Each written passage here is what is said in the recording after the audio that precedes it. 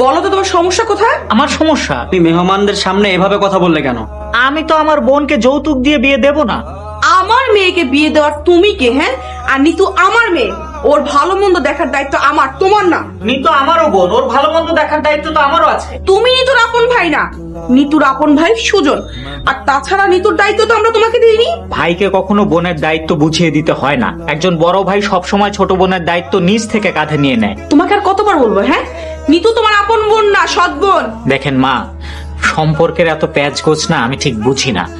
আপন, পর, সৎ, এগুলো কি ধরনের কথা? আমি শুধু বুঝি নিতু আমার বোন, ব্যাস। নিতু তোমার আপন বোন হলো এমন একটা সম্বন্ধ তুমি নষ্ট করতে চাইতে না। ওদের ভাবগতি আমার তেমন একটা সুবিধাজনক মনে হচ্ছে না। আমার কাছে ওদেরকে লোভী মনে হচ্ছে, কারণ ওরা আমাদেরকে লেটেস্ট মডেলের গাড়ির নাম করে আমাদের কাছ থেকে 30 লাখ টাকা যৌতুক নিতে চাইছে। এই তো আসছো লাইনে। হ্যাঁ, তুমি তো চাও নিতুকে ফ্রিতে কোথাও বিয়ে দিয়ে কারো ঘাড়ে তুলে দিতে।